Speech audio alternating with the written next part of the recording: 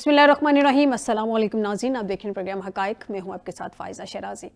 नाज़रीन, ईरान की सूरत हाल ये है, फ़िल वक्त वहाँ पे कुछ ख़तरात तो टल ही गए हैं, लेकिन क्या ये ख़तरात सिर्फ टले हैं या ख़त्म हो गए हैं? क्योंकि माज़ी में भी हमने देखा था जब ईरान का मिज़ाइल जो सिस्टम था उसको तबाह किया गया था मिज़ाइल के ज़रिए, उसका एटमी प्रोग्राम जब तबाह किया गया था, तो उस वक्त भी 18 घंटे 20 घंटे पहले सदर ट्रंप की यही स्टेटमेंट थी कि उन्होंने कुछ डिसाइड नहीं किया, उनका माइंड नहीं बना इस तरीके से।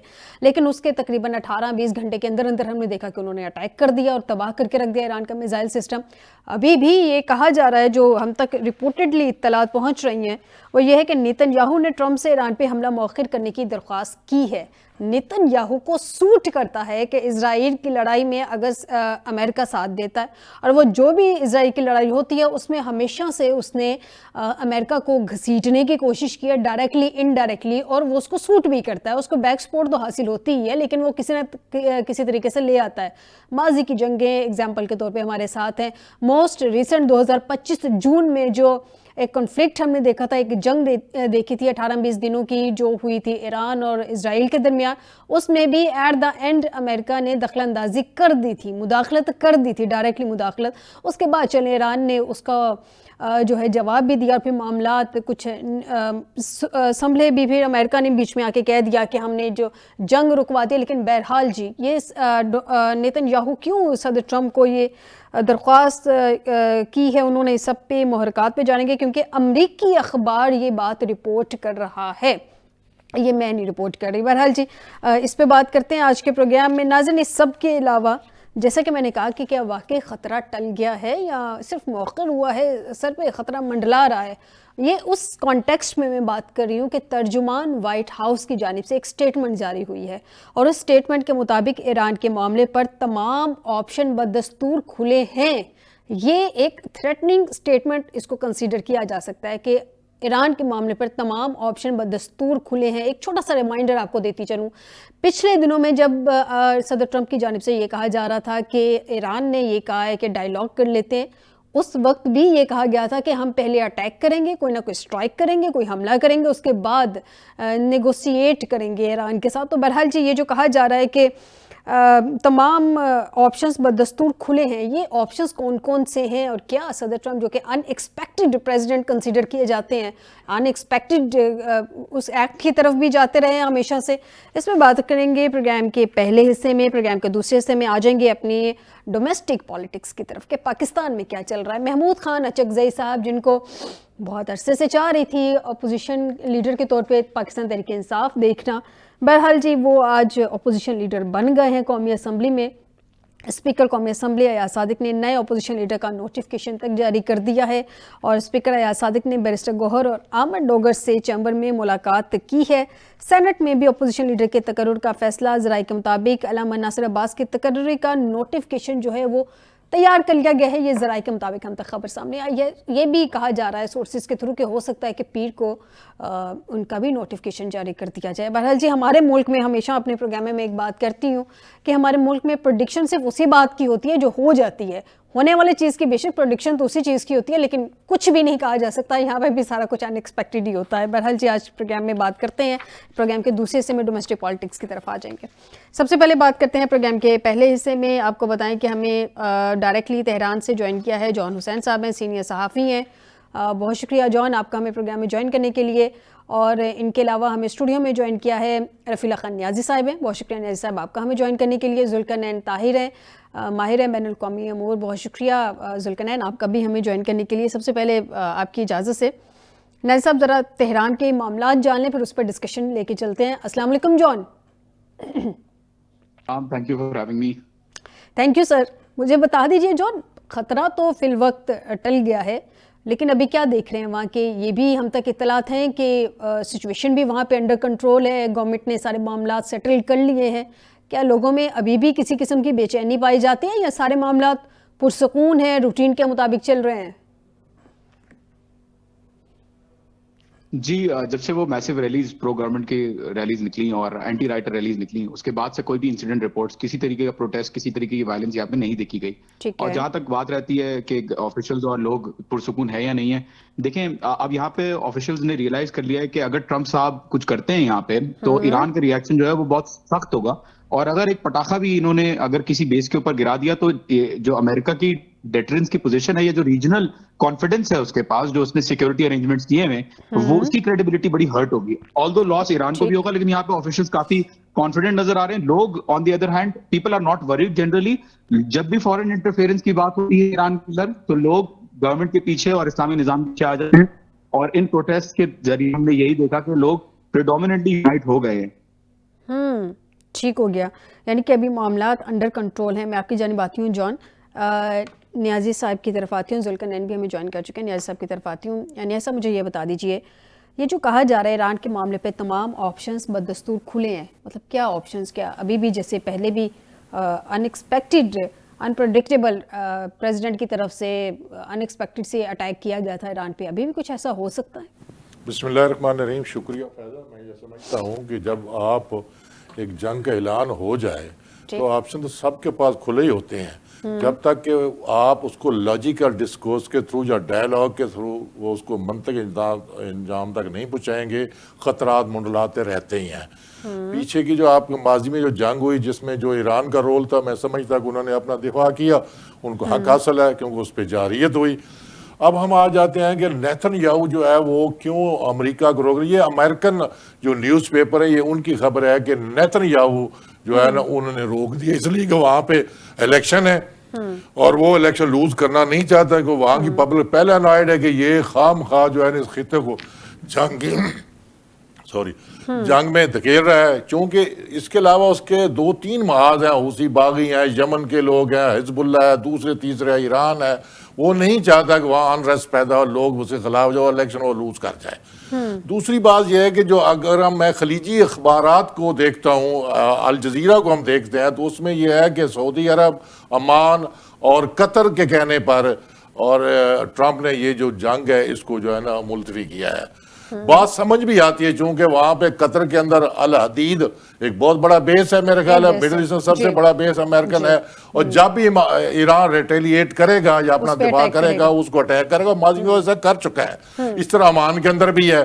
दूसरा जो इस वक्त बदलते हुए हालात है ना, स्पेशली जो साउथ एशिया के, आपको ये मानना पड़ेगा कि ईरान जो है ना उसके ताल्लुकात इंडिया के साथ भी बेहतर हैं, चाइना के साथ भी उसके अब वो इम्प्रूव हो गए हैं और रशिया के साथ भी है। और आपको ये मानना पड़ेगा अब उन्होंने जो दिफाई टेक्नोलॉजी, दिफाई जो प्रोग्राम है वो मेरा ख्याल है कि उन्हें इम्प्रूव कर लिया by the help of the China. जहाँ तक ये एक स्पेकुलेशन है, ये बात है, मैं इस पर अपने ऑथेंटिसिटी नहीं दे सकता।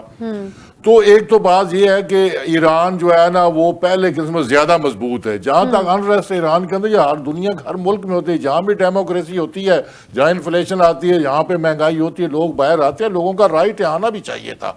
मगर ये ऐसा लगा कि ईरान के अंदर एक जो एक्सटर्नल एलिमेंट्स है उसने आके यहाँ पे जो अनरेस्ट, यहाँ पे क्यास, यहाँ पे इंतशार का जो है ना उसकी फजा बर्पा की या पैदा की।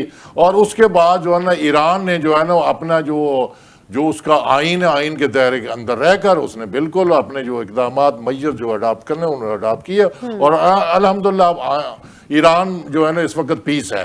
देखिए ईरान एक शिया स्टेट है, 98.5% वहाँ की पॉपुलेशन अहले तशी है। और ये जो इमाम खुमैनी का जो रेवोल्यूशन है ये रिवर्स इतनी जल्दी नहीं होगा, इसके लिए कम से कम 100 साल चाहिए। दुनिया के जितने भी रेवोल्यूशन है वो आप देख रहे हैं 100 साल के बाद उसके अंदर शैटरिंग शुरू होती है उस रेवोल्यूशन के अंदर। मैं नहीं समझता ईरान को कुछ होगा। जब भी जंग होगी नुकसान किसी, अमेरिका जितने तनाज़ात शुरू कर दिए हैं, ग्रीनलैंड पे कहते हैं ये मुझे दे दे, वहां भी उसका बेस है। और उसको ये अब यूरोपीय यूनियन उसके सामने आ गए, उन्होंने अपनी फोर्सेज जो है डिप्लॉयमेंट कर दिया, आपने देखा होगा।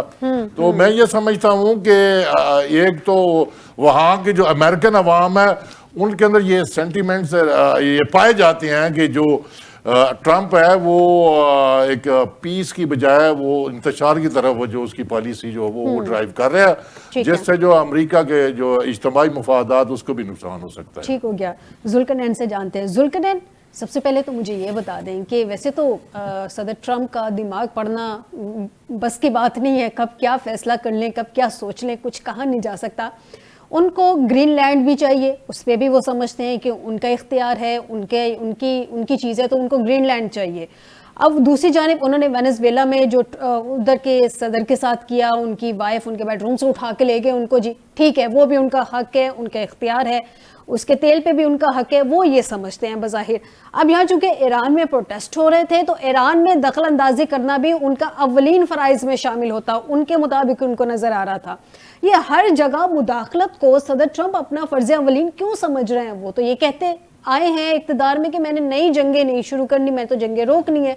तो ये जो डायरेक्टली ईरान के साथ कन्फ्लिक्ट में जा रहे थे, ये तो अपने बयानी के अगेंस्ट जा रहे थे।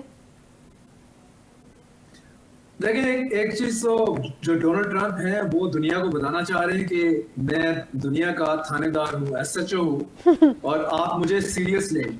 ठीक। और जो मडूरो के खिलाफ, वेनेजुएला के सदर के खिलाफ उन्होंने एक्शन लिया, इनफैक्ट उसके बाद ही अगर आप देखें दुनिया ने थोड़ा सा सीरियस लेना शुरू किया डोनाल्ड ट्रंप साहब को। उससे पहले जो ओवरऑल उनकी मर्कुरियल नेचर है, और यही लोग के भाई ये आज जो बयान देते हैं कल उससे बिल्कुल 180 डिग्री एक डिफरेंट बयान दे देते हैं। तो अब लग रहा है ऐसा है कि जिस तरह से मतलब एक तो हमें उनका जो हम रीड कर रहे हैं डोनाल्ड ट्रंप को कि वो खुद तो क्लेम करते थे कि मैं मैन ऑफ पीस हूँ, पीस लवर हूँ, पीस मेकर हूँ, इस तरह की तो कोई बात नहीं है।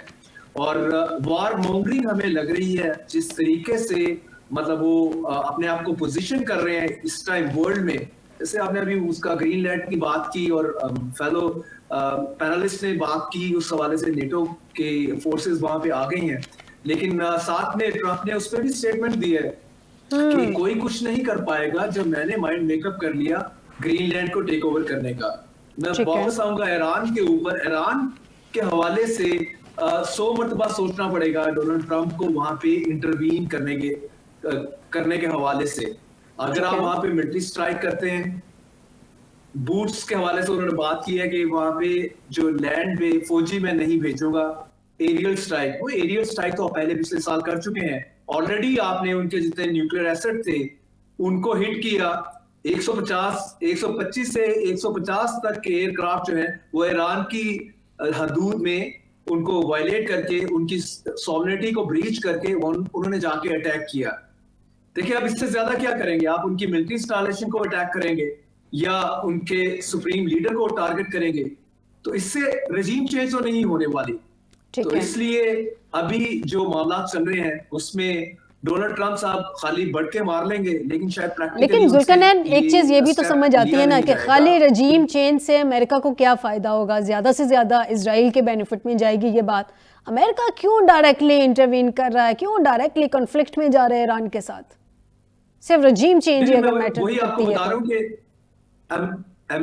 एम्बिशियस जरूर है यूनाइटेड स्टेट ऑफ अमेरिका इस टाइम के वहां पे जो रजीम चेंज मैं किसी ना किसी तरीके से कर जाऊं, जो कि 40 साल से इस टाइम मौजूद है। लेकिन साथ में उनको ये भी सारे सीरीज ऑफ प्रोटेस्ट हुए जो तकरीबन तीसरे वीक में एंटर कर गए हैं। तो उसमें एक चीज जरूर देखी गई है कि जो फॉर्मर शाह ईरान के बेटे रजा पहलवी हैं, उनकी सपोर्ट बेस उस तरह से नहीं है। और ट्रंप ने भी एक स्टेटमेंट पुट आउट किया यस्टरडे और इसमें यही कहा कि भाई मुझे नहीं लग रहा कि रजा पहलवी के इतने ज्यादा वहां पे फॉलोअर हैं। बेसिकली लोग जो है वो आम लोग हैं जो कि अपना एंगर वेंट आउट कर रहे हैं in the form of protest. और प्रोटेस्ट किस पे कर रहे हैं? अनप्रेसिडेंटेड इन्फ्लेशन है, महंगाई, और दूसरा साथ में उनकी परचेजिंग पावर बिल्कुल ही खत्म होगी क्योंकि उनकी करेंसी भी ऑलमोस्ट डेड हो गई है। तो लोग निकले हैं और ओवरऑल इसको एक उस कलर जो दिया जा रहा है कि शायद कोई तीसरी कुव्वत इसमें इन्वॉल्व है और उसके कहने पे लोग बाहर निकले हैं। ऐसा कुछ नहीं है। किसी भी कंट्री में जब माशी हालात इतने खराब हो जाते हैं और एट द सेम टाइम दो और चीजें भी साथ में इसमें क्लब कर ले, एक तो वहां पे ह्यूमन राइट्स वायलेशन और साथ में वुमेन राइट्स वाला मामला क्वेश्चनेबल है। ये सारी चीजें इकट्ठी मिलके वो जो एंगर निकल रहा है, और ठीक है कि अब उसको जब ये एंगर निकलता है तो दूसरी जानिब चूंकि रजा पहलवी अगर उसके फॉलोअर किसी तरह टॉपल कर लेते हैं government with the help of the US direct benefit of course Israel को मिलेगा, क्योंकि पहलवी ने भी अपना स्टेटमेंट जो कल सोशल मीडिया पे उसने पुट आउट किया है उसमें यही कहा है उसने कि अगर हम गवर्नमेंट को टॉपल करने की, खामनाई साहब की गवर्नमेंट को टॉपल करने की पोजीशन में आ जाते हैं और तो हम सबसे पहला काम ये करेंगे, हम इसराइल के साथ दोस्ती बढ़ाएंगे, इसराइल को रिकॉग्नाइज करेंगे और एक बिल्कुल ईरान जो है वो नई डगर पे चलेगा। तो ये बड़ा ओवरऑल इंटरेस्टिंग सिनेरियो है। मैं आपकी जानिब आती हूँ जुल्करनैन, मज़ीद सवालात भी हैं। जॉन, मुझे ये बताइएगा, लास्ट टाइम जब मेरी आपसे बात हुई थी तो आपने कहा कि मौजूदा रजीम के साथ तकरीबन 80% जो अवाम है ईरान की वो खड़ी है। रज़ा शाह पहलवी के लिए भी कोई सेंटिमेंट्स अवाम रखती है? कोई आपकी ऑन ग्राउंड बात हुई हो लोगों से, या उनको डिसलाइक ही किया जा रहा है? मौजूदा रजीम के साथ मज़ीद परसेंटेज हो गई है, क्या देख रहे हैं ग्राउंड पे? देखें, जो ग्राउंड पे मैंने देखा है, मैं रैली में गया था इंकलाब स्क्वायर पे जो हुई थी, जो उसमें मैंने लोगों से बाकायदा पूछा। लोग पसंद भी नहीं करते शाह पहलवी के बारे में बात करना, और अगर वो जवाब देते, मैंने जब रिकॉर्ड किया तो वो नाजेबा जवाब है, मैं दिखा भी नहीं सकता लोगों को। इस तरीके का पब्लिक जनरल सेंटिमेंट है।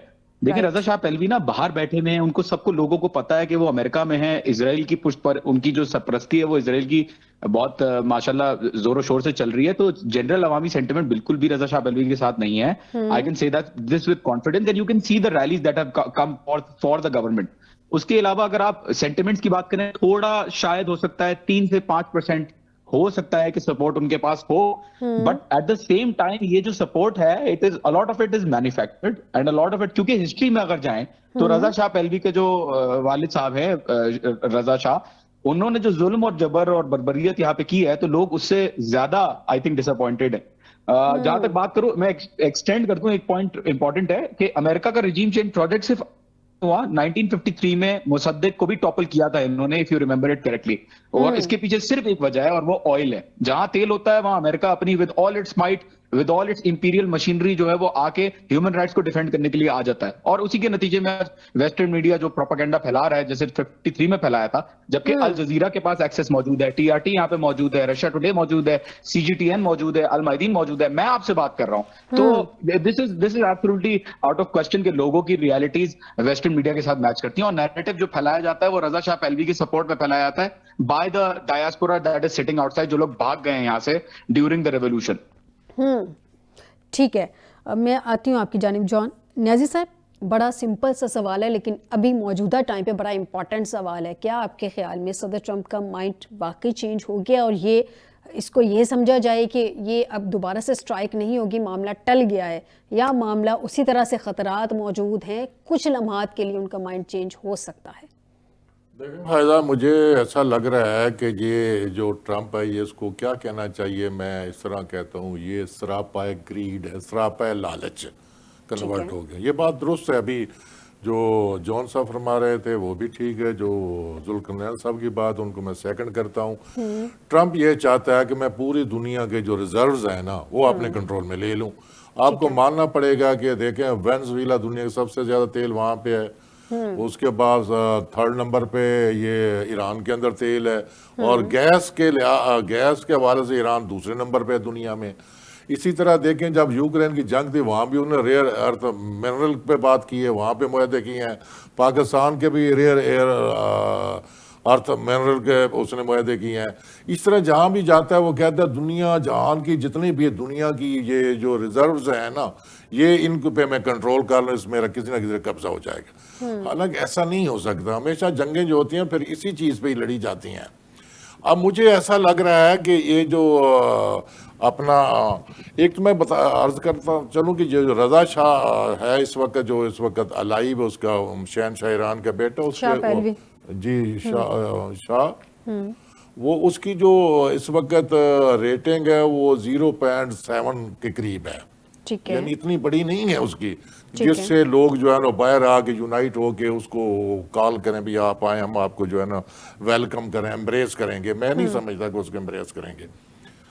जहां तक ट्रंप की बात है, मैं फिर कह रहा हूं कि ट्रंप कभी बात नहीं आएगा। एक तो उसकी अपनी बहुत बड़ी बड़ी कंपनी है, और ये 2, 3, 4 उसकी जो किचन कैबिनेट में है, जो ये विटकॉफ है या दूसरे एलोन मस्क है, दूसरे लोग हैं, ये सारे मिलकर ये चाहते हैं दुनिया का सारा पैसा हमारी जेब में आ जाए।